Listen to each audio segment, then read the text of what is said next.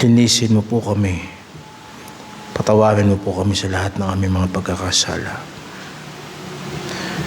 Linisin mo ang aming puso sa lahat ng anyo ng pagpapaimbabaw at sa lahat ng mga filosofiya ng sanlibutan na aming pinanghahawakan o hindi namin sinasadyang panghawakan. Alisin mo ang mga Diyos-Diyosan sa aming mga puso at ituon mo ang aming mga isip at puso sa isang tunay at buhay na pagsamba sa iyo. O Diyos, para sa iyong kaluwalhatian, Ikaw ay tunay na Diyos na nasa langit at alam naming sinasamahan mo kami at alam naming mapanghahawakan namin ang iyong mga pangako. Tatanungin ng mga tao na saan ang aming Diyos. Ikaw ay nasa langit at ginagawa mo ang lahat ng iyong ibigin. Walang imposible sa iyo. At ang lahat ng gagawin mo ay para sa aming ikabubuti. Sa masakit o sa matamis na pamamaraan, sa kalusugan o sa pagkakasakit, sa kaginhawaan at sa kagipitan, palagi kang matapat sa amin. At ang lahat ng ito ay ginagawa mo sa pag-ibig upang kami ay matuto sa iyo ng pagtitiyaga. Alam namin ang pagpapalain mo kami. Palakasin mo ang aming mga paa, ang aming mga tuhod, ang aming mga kasukasuan, higit sa lahat ang aming mga puso at ang aming mga isip. Gawin mo po kami, Panginoon, na mapagpasensya upang sa panahon at sa wala sa kapanahunan ay maranasan namin ang iyong kapangyarihan. Maranasan namin ang iyong pag-ibig at ang iyong kapayapaan. Ikaw ay Diyos na buhay at nakakarinig. Ikaw ay nakakakita. Hindi lamang ng aming pangangailangan, kundi nakikita mo ang aming buong pagkatao, ang aming puso at ang aming isip.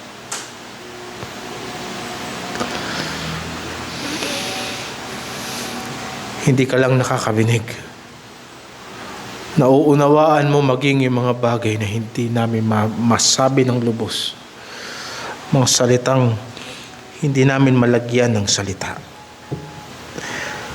Tulungan mo kami ng iyong banal na Espiritu. Sa pangalan ng iyong anak na si Jesucristo. Amen.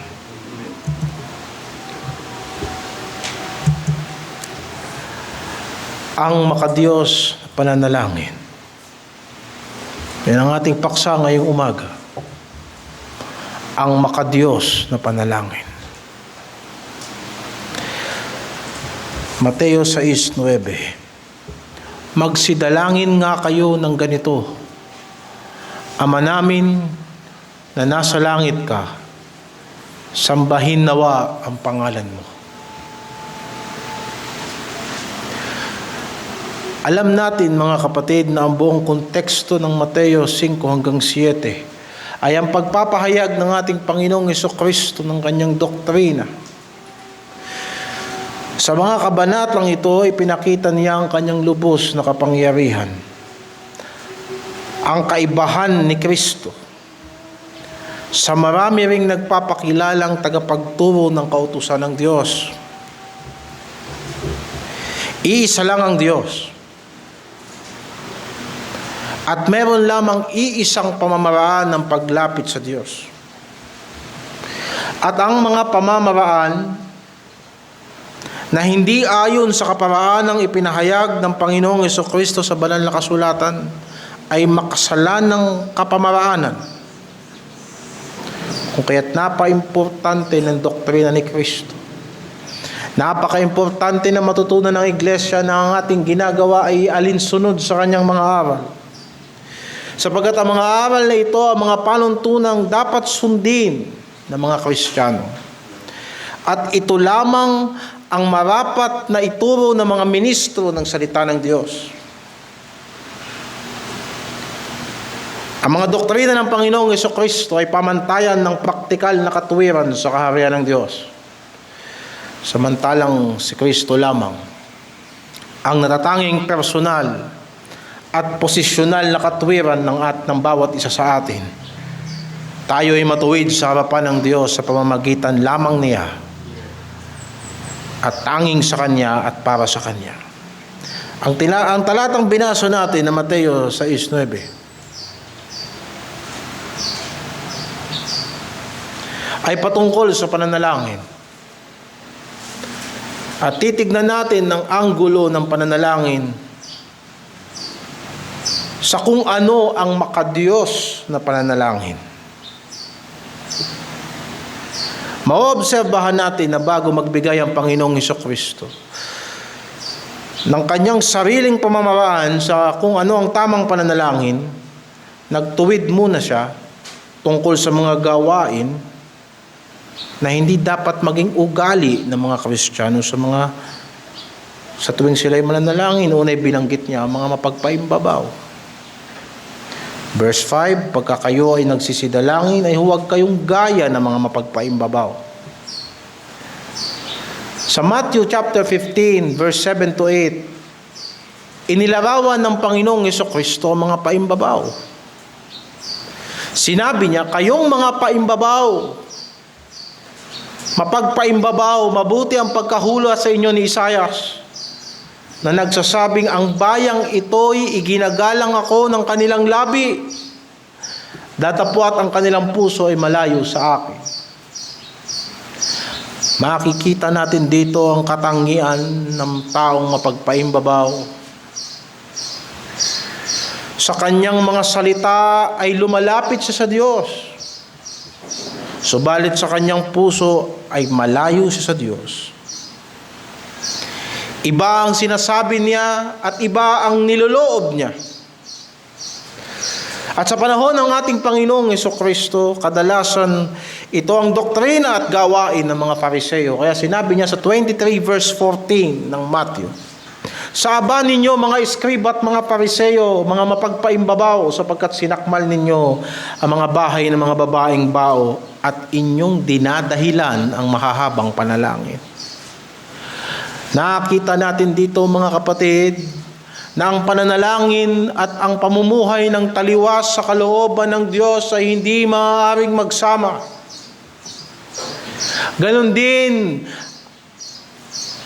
ang pagiging mapag-imbot ng puso at ang pananalangin sa Diyos ay hindi maaaring magsama. Ang pagnanakaw, ang pag-uumit, ang panlalamang sa kapwa, ang masamang hangarin at ang pananalangin na hindi maaaring magsama.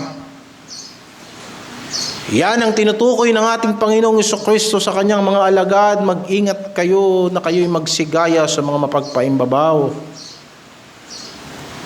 na kanilang dinadahilan ng kanilang mga panalangin upang sila'y gumawa ng mga masasamang bagay.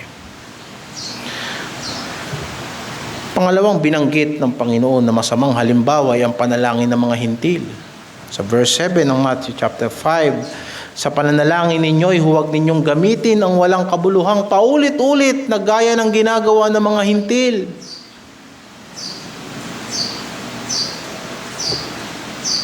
Sa Biblia, ang mga hintil ay yung mga lahi na hindi kabilang sa Israel.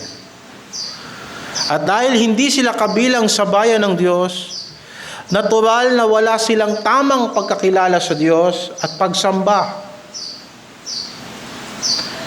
Natural na bagay mga kapatid na walang matututunang makadiyos. Ang mga anak ng Diyos sa sanlibutan. Kung ikaw ay mananalangin sa Diyos, huwag mong akalain na maaari mong gayahin ang panalangin ng mga taong walang Diyos. Huwag nating akalain na kapag tayo'y mananalangin, ay kokopyahin natin ang panalangin ng sanlibutan. Kaya si Apostol Pablo ay laging nagpapaalala sa mga Efeso. Bilang pagtanaw sa kadakilaan ng biyaya ng Diyos sa pagliligtas sa kanila. Basahin natin sa chapter 2. Efeso chapter 2. Verse 11 hanggang 12. Kaya nga alalahanin ninyo na kayo noong una mga hintil. Tignan natin ang kalagayan ng mga hintil. Hintil sa laman, tinatawag na di pagtutuli, niyaong tinatawag na pagtutuli. Sa laman, na gaya ng ginagawa ng mga kamay. Na kayo ng panahong yaon ay mga hiwalay kay Kristo.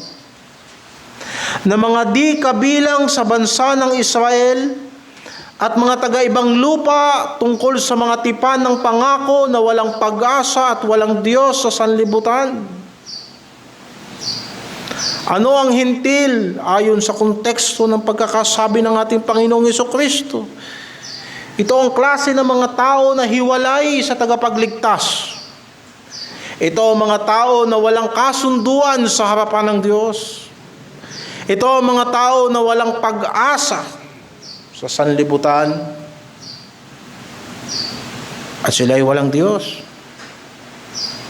At dahil sa sila'y hiwalay sa Diyos, ang mga hintil ay may klase ng pamumuhay na hiwalay din sa Diyos. Kung itutuloy natin sa Efeso pa rin, dito tayo sa chapter 4 verse 17. Ito nga ang sinasaksihan ko. Sinasaksihan sa Panginoon na kayo'y hindi na nagsisilakad pa na gaya naman ng lakad ng mga hintil. Ang binabanggit ni Apostol Pablo rito, yung patotoo na nangyari sa mga taga-Epeso na matapos na sila'y maligtas sa biyaya at sa pananampalataya. At sinasabi niya, hindi na kayo lumalakad ng lakad ng mga hintil. Sa makatuwid, ang pagiging hintil ay mayroong klase ng pamumuhay. At ano ang lakad ng mga hintil? Sa pagpapalalo ng kanilang pag-iisip, sa kadiliman ng kanilang pag-iisip, ay nangahiwalay sa buhay ng Diyos dahil sa kahangalang nasa kanila, dahil sa pagmamatigas ng kanilang puso.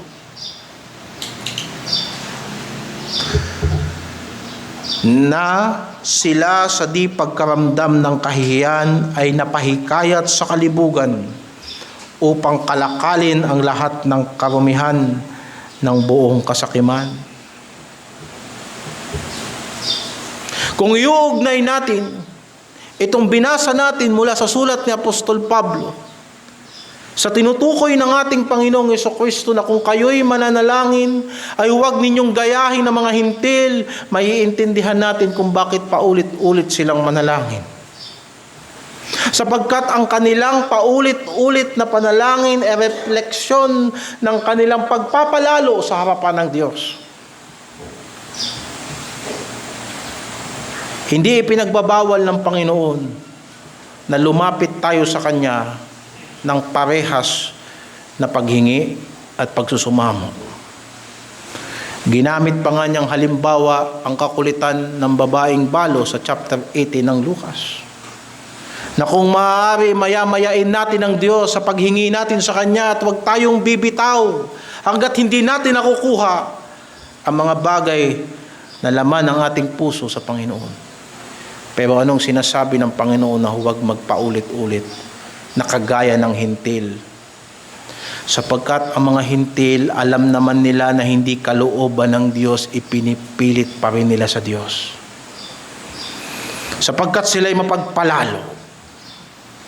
Madilim ang kanilang isip kung kaya't minsan ang hinihingi nila sa Diyos ay kadiliman na at hindi ibibigay ng Diyos sapagkat ang Diyos ay liwanag, pero pinipilit pa rin nila ang kanilang madilim na pag-iisip. Palibhas ay ang buhay nila ay kanila at ang buhay nila ay hindi nakaugpong kay Kristo sapagkat sila'y nahiwalay sa buhay ng Diyos. Sila'y hangal sapagkat hindi nila nauunawaan ang kalooban ng Diyos at matigas ang kanilang puso na may mga bagay na itinutuwid ang Panginoon sa kanilang pag-iisip, mga bagay na dapat alam nila na hindi nila hinihingi sa Diyos pero hinihingi pa rin nila at paulit-ulit na hinihingi nila sa Diyos.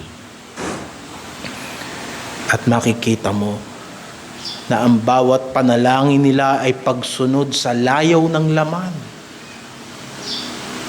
Na pinaalalahanan ni Santiago ang mga Kristiyano sa kanyang panahon, alam mo kung bakit kayo nananalangin pero hindi kayo tumatanggap sapagkat humihingi kayo ng masasamang bagay na inyong gagamitin sa inyong malayaw na pamumuhay.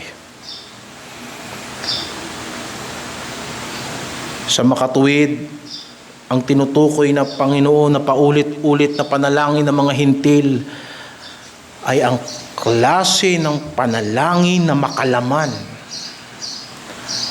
at makasanlibutang pananalangin na nag-uugat hindi sa kalooban ng Diyos kundi sa kalooban ng tao.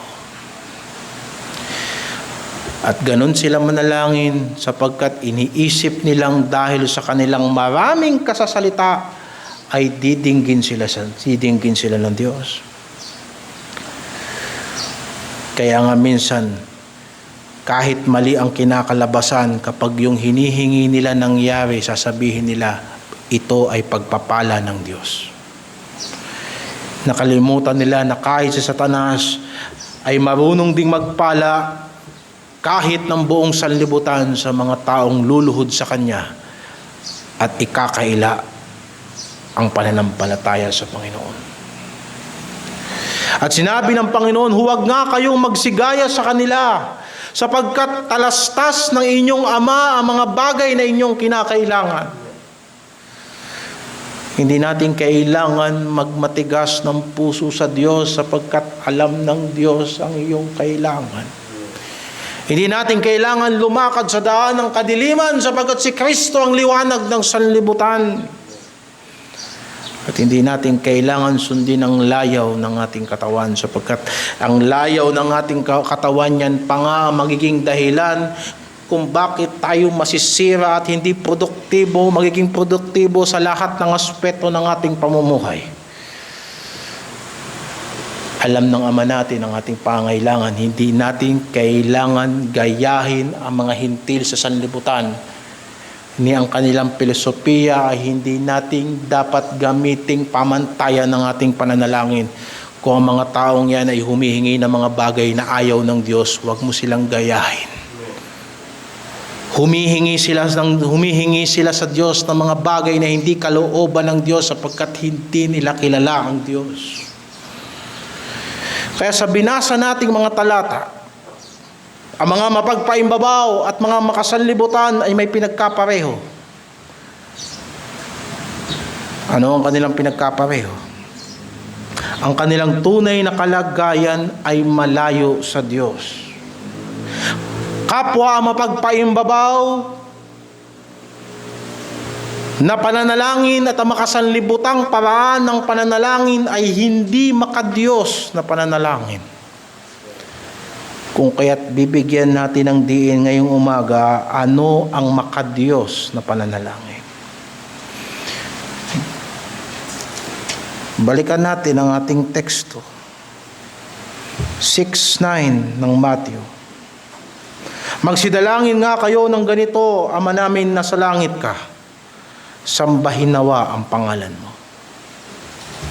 Sa simpleng pag-unawa sa pananalita na ano ang makadiyos na pananalangin, ang pananalangin ito ay may direksyon na para sa Diyos.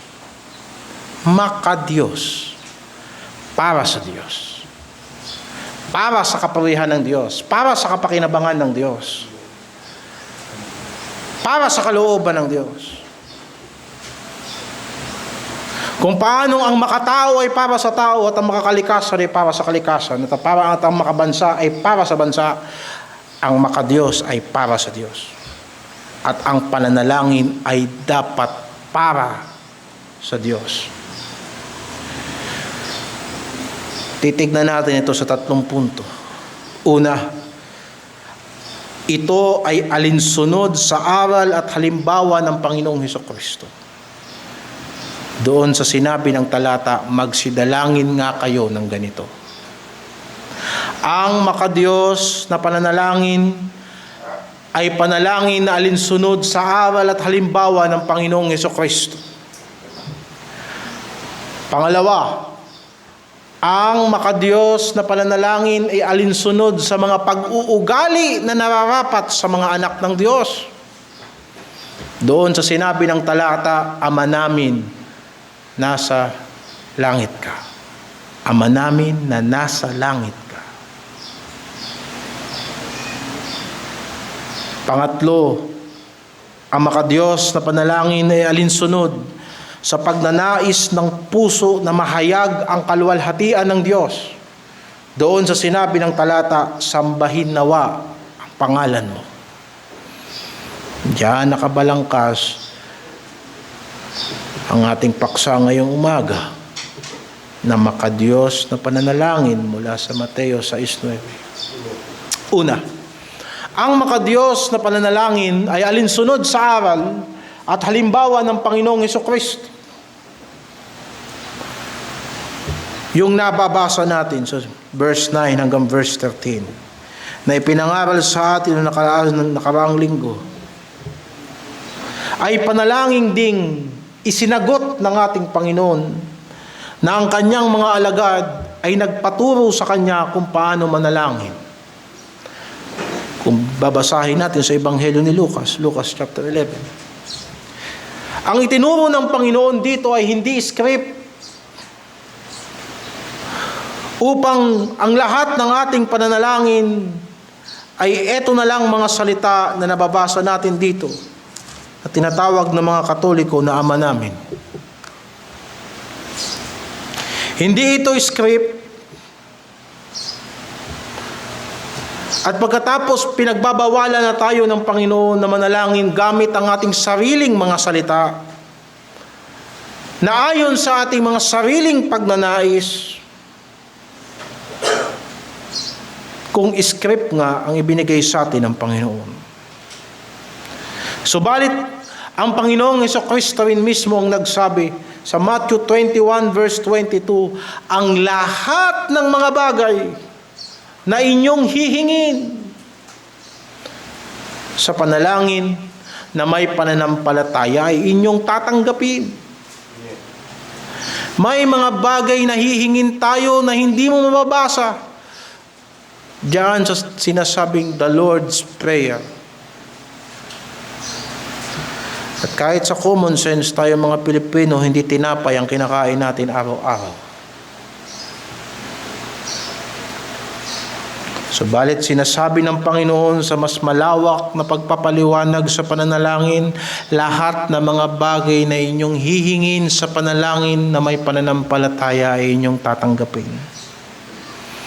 Sa isa pa, sa Juan 15:7, John 15 verse 7, kayo'y magsipanatili sa akin, at ang mga salita ko'y magsipanatili sa inyo. Hingin ninyo ang anumang inyong ibigin at gagawin sa inyo. Kagaya ng pangangatwiran natin kanina sa Mateo 21, sa malawak na pagpapaliwanag ng Panginoong Hesukristo sa pananalangin, maaari mong hingin sa Diyos ang anumang iyong iibigin. Subalit ano ang importante sa dalawang talatang ito? Sa Mateo 21:22 at sa Juan 15:7, mapapansin natin na ang importante sa pananalangin ay pananampalataya. Maaring pwede mong hingin sa Diyos ang lahat ng pwede mong hingin, pero dapat naaayon sa pananampalataya. Maaring pwede mong hingin sa Diyos ang anumang iyong iibigin, kung subalit ito ay dapat nasa pananatili kay Kristo at ang kanyang salita ay nananatili sa atin. Sa paghahambing natin ng Mateo 21:22 at ng Juan 15:7, makikita natin kung anong ibig sabihin ng pananampalataya. Ang pananampalataya ay ang pananatili kay Kristo. At ang kanyang salita ay nananatili sa atin. Yan ang pananampalataya. Ang pananampalatayang hindi nakabatay sa salita ng Diyos ay huwad na pananampalataya kahit gaano ito kaganda. Sapagkat ang pananampalataya ay dumarating sa pamamagitan ng pakikinig ng salita ng Diyos. Roma 10:17. At walang ibang mensahe ang salita ng Diyos maliban ang ating Panginoong Hesukristo. Sa makatuwid, ang pananalangin itinuro sa atin ay pamamaraan. Hindi ito script, kundi pamamaraan. Pansinin natin na ang sentro ng panalangin itinuro ng ating Panginoong Hesukristo ay ang Diyos. Ilang beses na natin itong binasa. Pero muli nating pansinin ang panalangin ng ating Panginoong Hesukristo sa Mateo 6.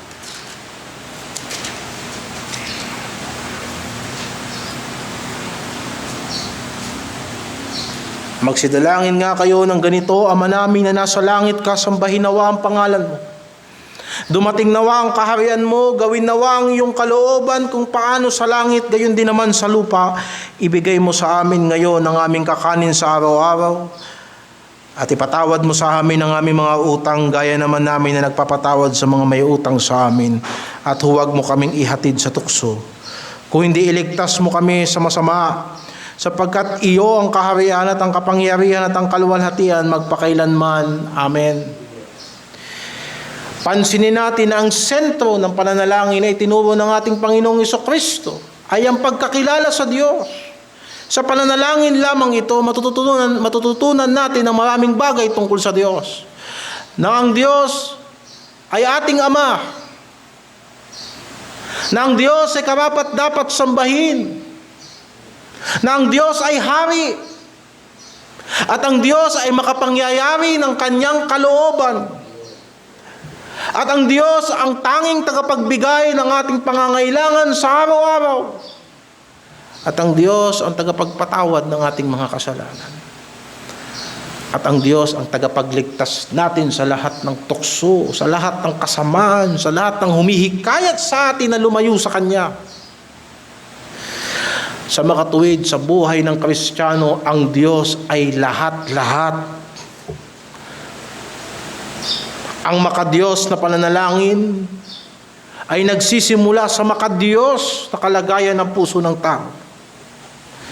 Sapagkat sa Diyos ang kaharian at ang kapangyarihan at ang kaluwalhatian magpakailanman. Amen. Ito ang makadiyos na pananalangin na may lubos na pagkakilala sa Diyos. Sinabi ng propeta na mas importante sa Diyos ang makilala siya kaysa sa anumang sakripisyo. Sinabi ni Hosea 6:6. Hosea 6:6.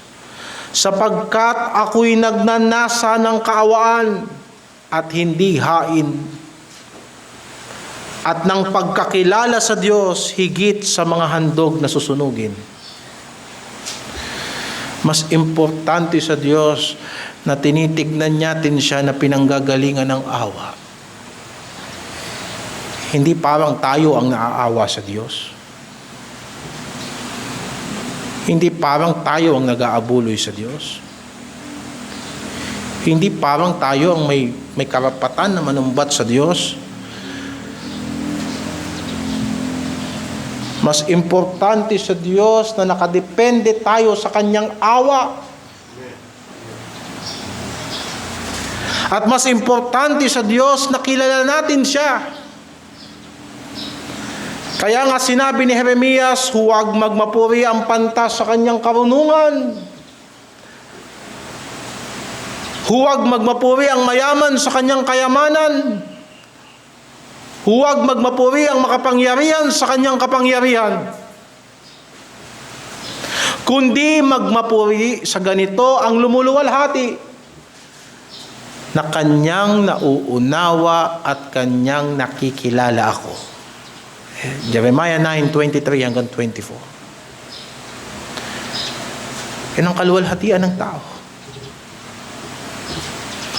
Yan ang isang kaluwalhatian na ibinibigay ng Diyos sa tao.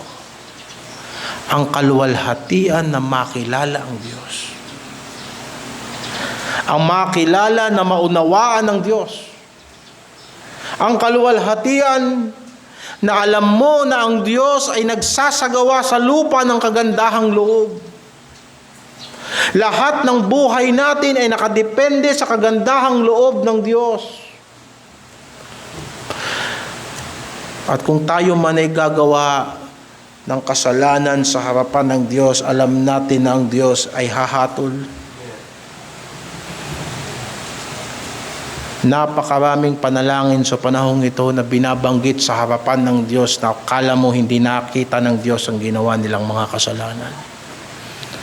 Punong-puno ng pagmamatuwid at punong-puno ng pagpapasiklab sa harapan ng Diyos na akala nila na ang kanilang mabuting gawa ay nakalagpas na sa kabutihan ng Diyos. Hindi yan ang pinagmamapuri ng tao at dapat ipagmapuri ng tao.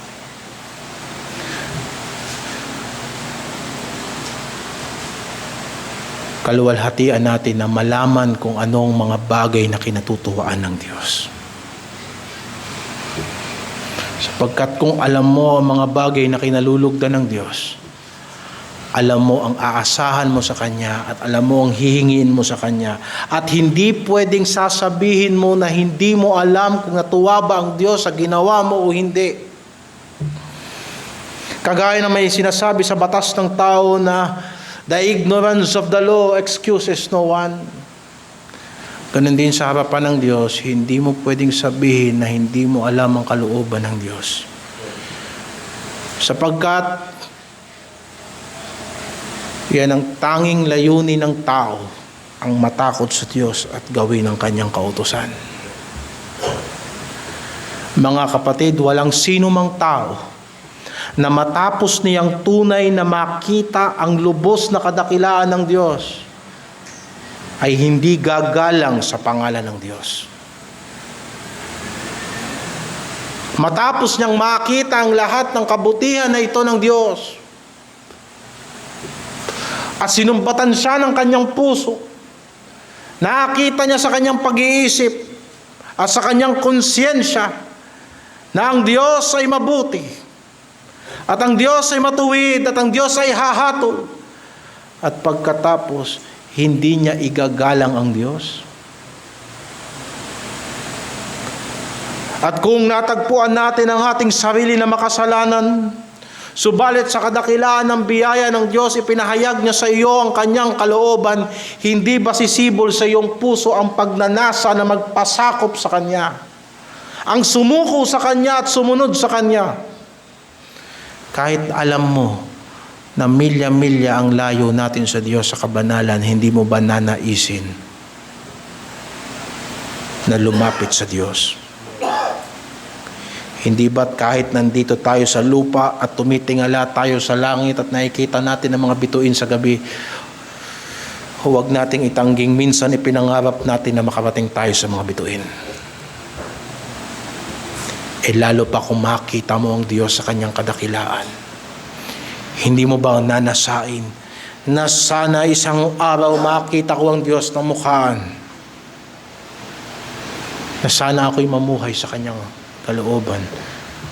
Na sana siya'y palagi kong kasama.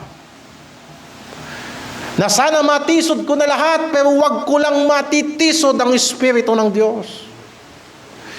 Naiwan ako ng lahat ng tao pero wag akong iiwan ni Kristo. Mabali ko na ang lahat ng salita pero huwag ang salita ng Diyos. Sapagkat ang Diyos lamang ang kayang magpawalang sala sa akin at ang Diyos lamang ang kayang tumulong sa akin na matagpuan ko ang layunin ko dito sa lupa. Subalit gaano man kalaki ang ating damdamin at ang ating pagnanasa at ang ating pagkagusto na sumunod sa Diyos, malayong malayo tayo sa pagiging sakdal ng ating Panginoong Hesukristo. Ang Panginoong Hesukristo ay may lubos na pagkakilala sa Ama. Diba sinasabi sa John 1:18, walang taong nakakita kailanman sa Diyos. Ang bugtong na anak na nasa sinapupunan ng Ama, siya ang nagpapakilala sa Kanya. Hirap na hirap tayong manalangin sapagkat maraming bagay tungkol sa Diyos ang hindi natin nauunawaan at hindi natin nakikita. At minsan gumigising tayo sa umaga, nahihirapan tayong magpasalamat man lang sa Diyos. Sapagkat akala natin, gumising tayo dahil sa alarm clock. At good job sa sarili ko, hindi ko pinatay ang alarm clock, tumayo ako at nagsipilyo agad. Nahihirapan tayong manalangin sapagkat hindi natin nakikita na importanteng magtiwala sa Diyos sa lahat ng bagay. Nahihirapan tayong manalangin sapagkat nakikita na hindi natin nakikita na mas madaling sumunod kay Satanas kaysa sumunod sa Diyos. Pero papa-impyerno ka sa pagsunod mo kay Satanas, kaya kailangan mo ang biyaya ng Diyos. Nahihirapan tayong manalangin kasi hindi naman talaga natin nakita ng mukhaan ang Diyos.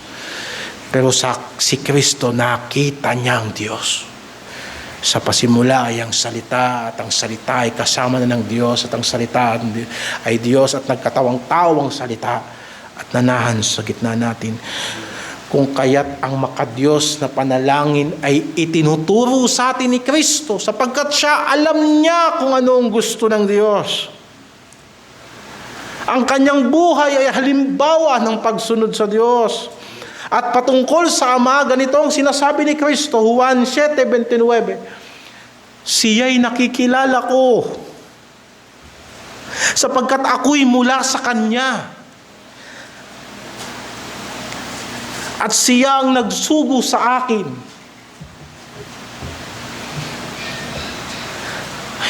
Kita mo yung kanyang banal na pinanggalingan, yung kanyang banal na gawain, at yung kanyang banal na kapangyarihan sa lupa. Alam niya ang hihingin niya sa Diyos araw-araw. Bakit? Alam niya ang dahilan kung bakit nandito siya. Dahil dito, mga kapatid, ang kanyang buhay sa lupa ay umikot sa pagiging madalanginin. Araw-araw ipinapanalangin ni Kristo ang salmo.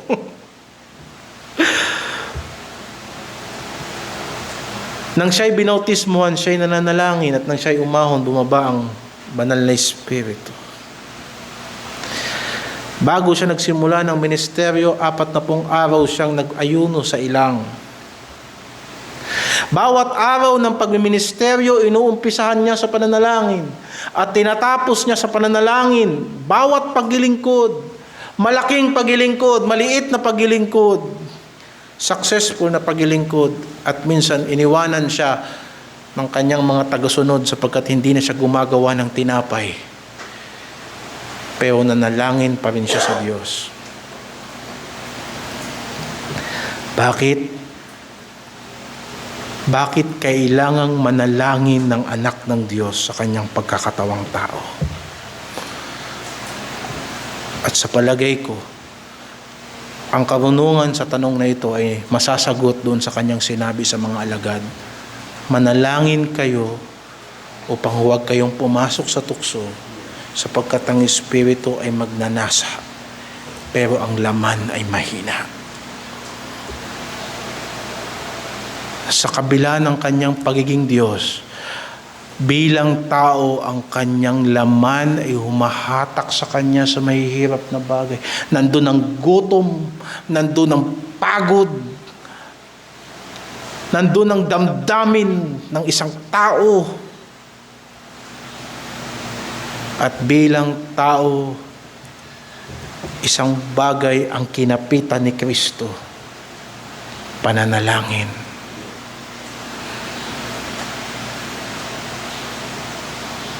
Kung isipin mo, kung ang Diyos na nagkatawang tao pagdating sa lupa nanalangin,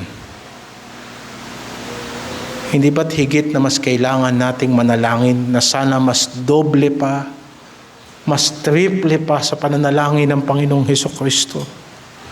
Siya na walang kasalanan ay nagdasal araw-araw. Siya na hindi mapagtatagumpayan ni Satanas ay nanalangin araw-araw. Paano pa tayo ng mga pinaglihi sa kasalanan? At minsan hindi na kailangan ni Satanas tuksuhin tayo nang tumutokso sa sarili natin. Hindi ba tayo mananalangin? At tignan nyo mga kapatid, hanggang sa pinakadulo ng kanyang pagsunod, hanggang sa kanyang kamatayan, siya ay nanalangin.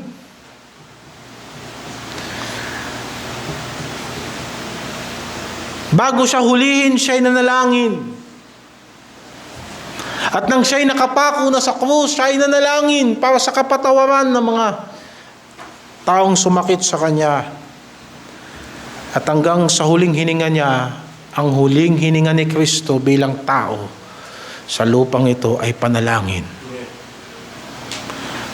Ama, sa mga kamay mo ihahabilin ko ang aking espiritu.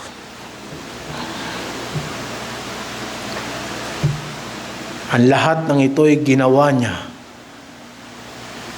Bakit? Sapagkat lahat ay para sa kaluwalhatian ng Ama. Ang nakasentrong panalangin sa Diyos ay nagmumula sa isang buhay na nakasentro sa Diyos. Tingnan mo sa John 17 verse 4, anong pagtingin ni Kristo sa pagsunod? Ano ang tingin ni Kristo sa pagsunod? Sinabi niya, niluwalhati kita sa lupa, pagkaganap ko ng gawa na ipinagawa mo sa akin. Niluwalhati kita sa lupa. Para sa Panginoong Hesukristo, bawat pagsunod ay pagsamba. Sinasamba kita sa lupa. Sinunod ko lahat ng gusto mo. Lahat ng pinagagawa mo sa akin, ginawa ko. Kaya pala ang panalangin ng anak ng Diyos, sundin ang loob mo. Dahil dapat sana lahat ng pamumuhay natin ay pagsamba sa Diyos. Hindi ba ito na sinasabi ng Roma 12? At huwag kayong makiayon sa sanlibutan, kundi mag-iba kayo sa pamamagitan ng pag-iba ng inyong pag-iisip upang inyong malaman kung ano ang sakdal at kalugod-lugod na kalooban ng Diyos. Di ba't sinasabi doon na ayon sa mga habag ng Diyos ay ihandog ninyo ang inyong mga katawan na isang haing buhay sa Diyos, na ito'y karampatang pagsamba. Ang pagsunod ay hindi basta compliance sa doktrina. Ang pagsunod ay pagsamba. Yan ang tingin ni Kristo sa pagsunod. Niluwalhati kita sa lupa, pagkagawa ko ng lahat ng pinagagawa mo sa akin. At yung pagkaunawan niyan sa kalooban ng Diyos, yun ang nagtutulak sa Kanya na manalangin, hindi ang gusto ko, kundi ang gusto mo ang matupad.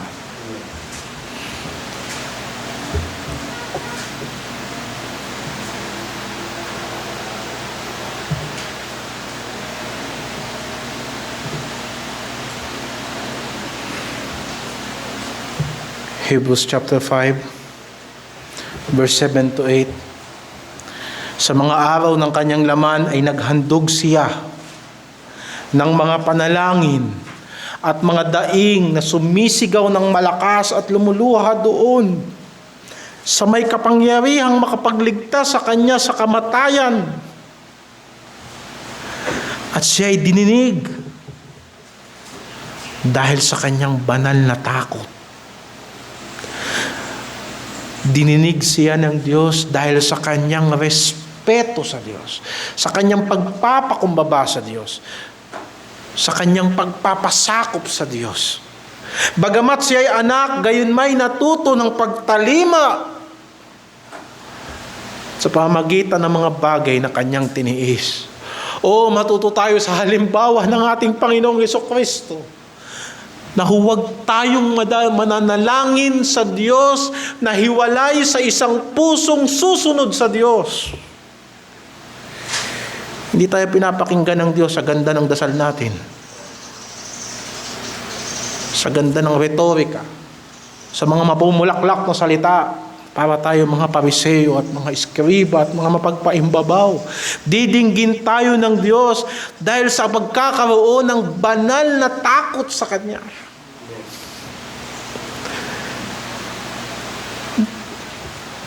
Na sa bawat pagsunod, kahit mahirap, tinuturuan tayo ng Diyos. Sapagkat tayo ay anak ng Diyos. Kung sino man sa atin dito ang isang magulang na mayaman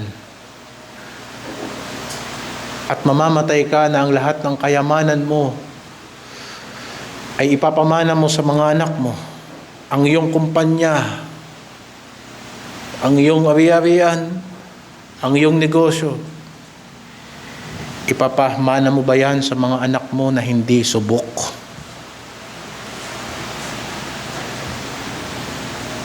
Kaya kahit yung anak mo, paborito mo, tuturuan mo yung sumunod kahit mahirap.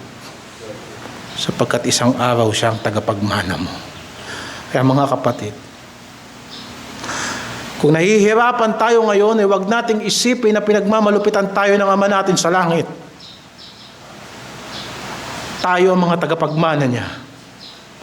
Kaya kailangan matuto tayo sa negosyo ng ating Ama. Matuto tayo sa katuwiran ng ating Ama. Kagaya na si Jesucristo, bagamat siya ang anak at tagapagmana ng sanlibutan at lahat ng bagay, natuto siyang sumunod kahit mahirap. At saan niya dinala ang lahat ng kanyang daing?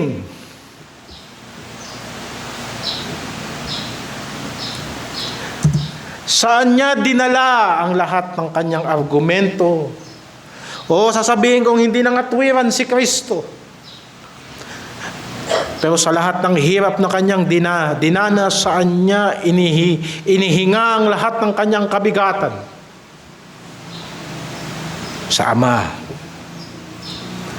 At sinabi rito, siya'y dininig ng Diyos. Dahil may respeto siya sa Diyos. Dahil itinuturing niya na ang pagsunod ay pagsamba. Dahil itinuturing niya na ang Ama ay higit sa lahat.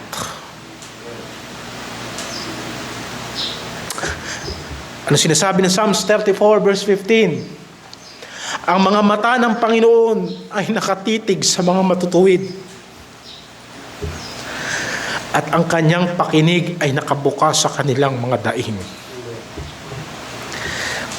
Kaya malaki ang nagagawa ng maningas na panalangin ng taong matuwid.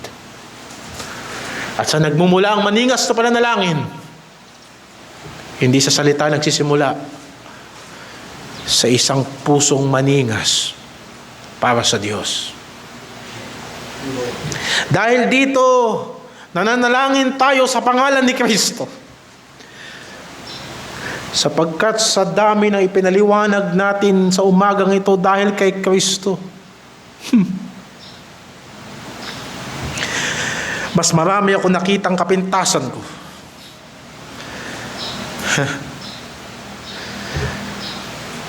Pero si Jesucristo ang ating tagapamagitan sa harapan ng Diyos. Dahil dito nananalangin tayo sa kanyang pangalan.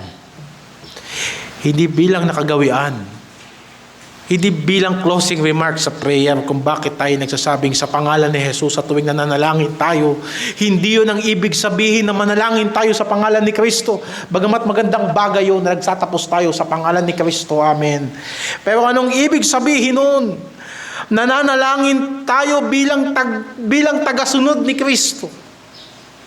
Nananalangin tayo bilang disipulo ni Kristo. Nananalangin tayo sapagkat sumusunod tayo sa aral ni Kristo. Naniniwala tayo sa kanyang doktrina, nagpapasakop tayo sa kanyang katuruan at apak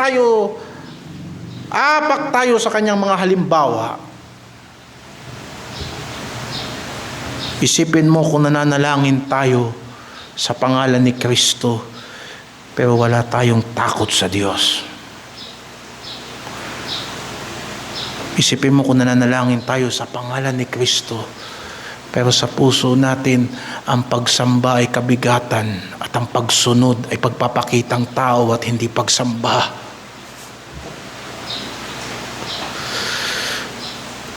Walang masama humingi sa Diyos ng lahat ng bagay na kailangan natin. Kung gusto mo pati asin, hingin mo sa Diyos. At kung talagang kailangan mo ng mga dakilang bagay, pati dakilang bagay, hingin mo sa Diyos sapagkat dakila ang Diyos. Pero manalangin ka nang mula sa puso ni Kristo, nang mula sa halimbawa ni Kristo, mula sa aral ni Kristo, mula sa halimbawa ni Kristo. Yun ang ibig sabihin na manalangin tayo sa kanyang pangalan. Siya ang ating dakilang saserdote. Siya ang lubos na makapagtatanggol sa atin sa harapan ng Diyos. Kaya kung mali ang ipinapanalangin natin at mali ang puso natin, maging maagap tayong magsabi, Panginoon, itama mo ko, ituwid mo ko. Saliksigin mo ang puso ko, O Diyos. At ipakita mo sa akin kung may kapintasan ito at kung saan ako nagkakamali at gabayan mo ko tungo sa buhay na walang hanggan. Manalangin tayo sa Diyos ayon sa daan at sa buhay at katotohanan ng ating Panginoong Jesucristo, sapagkat kung wala yan, walang anumang panalangin ang makakarating sa Ama.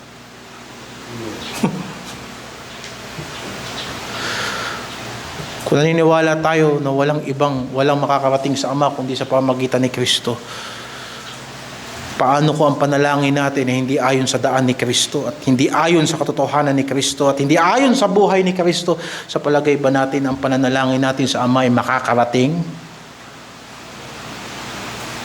Dahil sa nagkabit tayo sa pangalan ni Kristo? Naalala ko sinabi ng mga demonyo doon sa mga gaya-gaya kay Apostol Pablo. Sinabi ng mga nagpapalayas ng mga masasamang espiritu, pinalalayas kita sa pangalan ni Kristo na pinangangaral ni Pablo. At sumagot ang masamang espiritu, kilala ko si Kristo at kilala ko si Pablo, pero ikaw, sino ka naman? At imbis na napalayas nila yung masamang espiritu, siya ang ginulpi ng taong may masamang espiritu. Kaya wag nating pagkakamalian, ginamit natin ang pangalan ni Kristo, akala mo, hindi ka na magsisisi sa harapan ng Diyos. Hindi ka na ba manghahawak sa kanyang aral? Hindi ka na magpapakumbaba sa kanya, at yan ang essence kung bakit namatay si Kristo sa krus. Tumingin ka sa krus ni Kristo, makikita mo ang kabayaran ng kasalanan. Ang kabayaran ng kasalanan ay kamatayan. Yung sumpa ng tao na sa tuwing siya'y nagtatanim, ang lumalabas sa lupa, mas maraming tinik, damo, walang pakinabang kaysa namumunga. At sa kanyang pawis siya ay kakain. Hindi ba yan tinik na yan, yan tinik na nilagay din sa ulo ng ating Panginoong Jesucristo? Hindi ba ang siya'y nagpagal ng tao dahil sa kanyang pagkakasala sa Diyos hanggat hindi siya nagpapawis ay hindi siya kakain? Hindi ba si Kristo ay nagpawis at ang kanyang pawis ay mistulang dugo?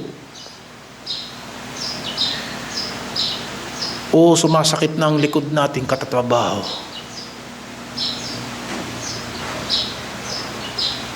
Pinapasukan na tayo ng lamig. Hindi ba't ang likod ni Kristo ay nilagay niya para hampasin at magkasugat-sugat at magkapunit-punit ang kanyang mga laman? O mga kapatid, sa pamamagitan niya nananalangin tayo sa Ama. Kung kaya niyang ibigay ang kanyang buhay para sa ating kaligtasan, isipin mo ano ang kaya niyang ibigay para ang mga panalangin natin ay makarating sa Diyos.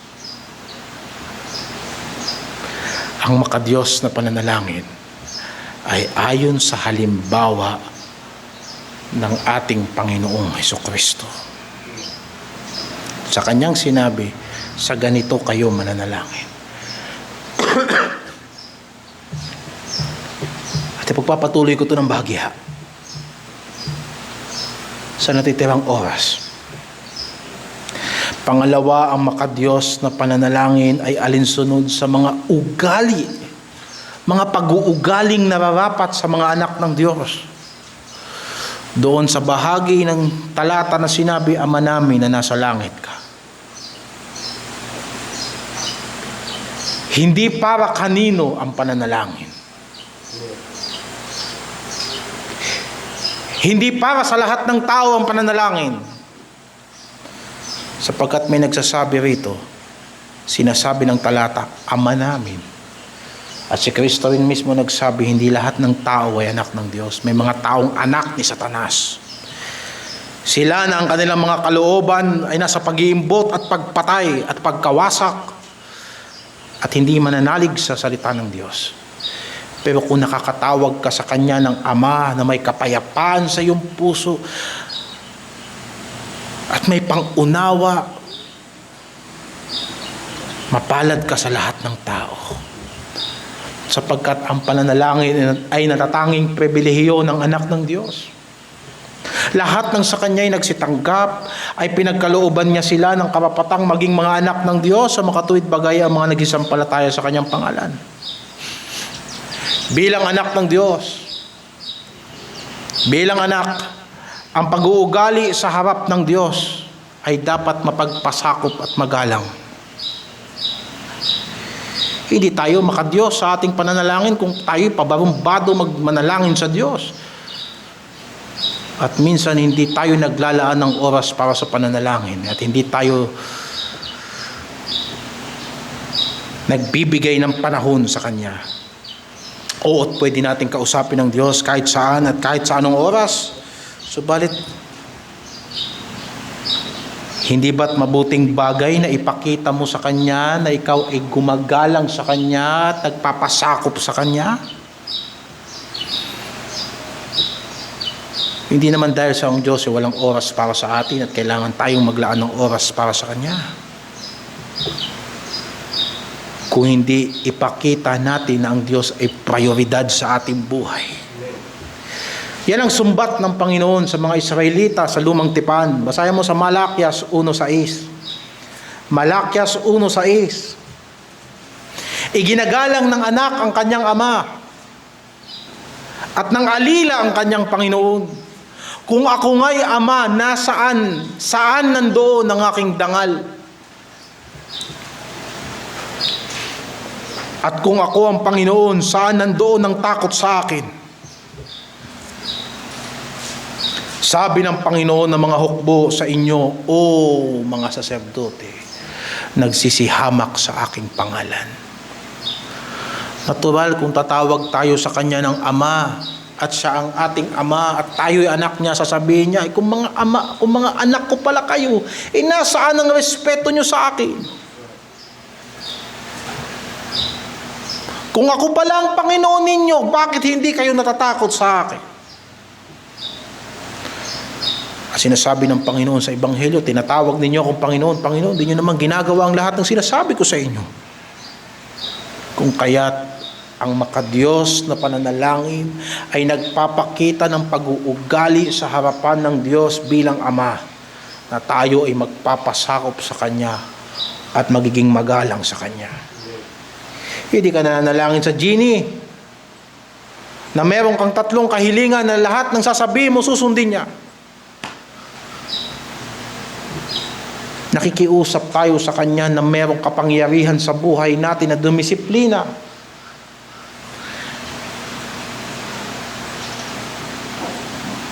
At dahil dito, mga kapatid, saglit kong puputulin ang pangangaral. Ito tutuloy ko mamayang gabi. Dito tayo sa pangalawang puntos. Ang makadiyos na panalangin ay alinsunod sa mga pag-uugaling nararapat sa mga anak ng Diyos.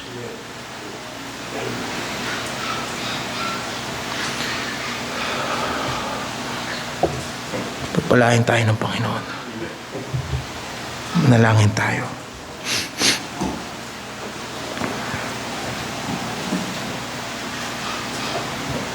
O Diyos, banal at makapangyarihan sa lahat. Pinupuri ka namin at pinapasalamatan ka. Sinasamba ka namin.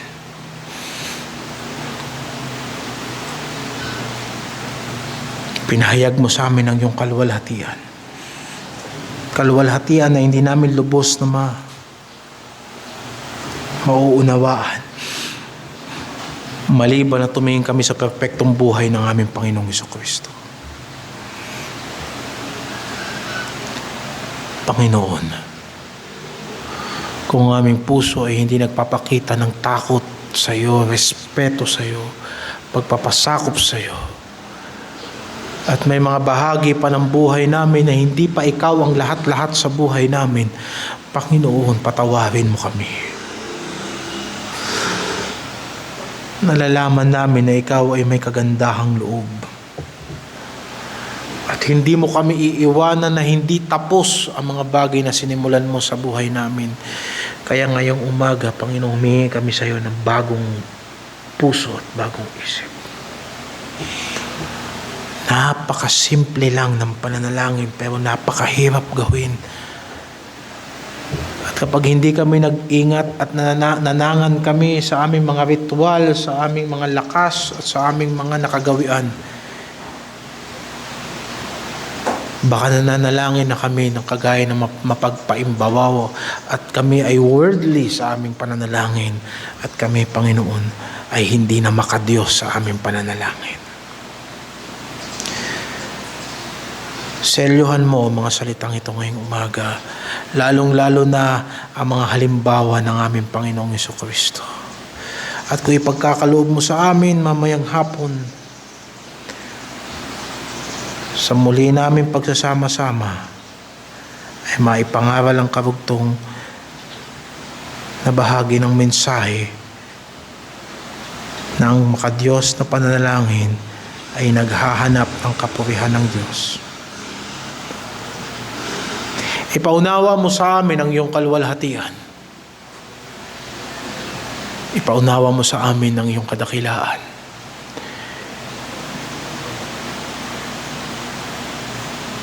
Alam na ng iyong mga anak ano ang dapat namin gawin. Ang kailangan namin sa iyo ay pagnanasa. Ang pangangailangan, Panginoon, sa pamagitan ng iyong banal na Espiritu, ibuhos mo sa amin ang malaking pangangailangan para sa iyo. Ang pangangailangan para sa patnubay, ang pangangailangan para sa makadiyos na pamumuhay, ang pangangailangan para matakot sa iyo, ang pangangailangan na tumakas sa kasamaan ng sanlibutan ito, ang pangangailangan, ang kaligtasan sa araw-araw at ang pangangailangan para sa kaligtasan ng mga kaluluwang napapahamak. Pinupuri ka namin at pinapasalamatan sa pangalan ng Panginoong Hesus.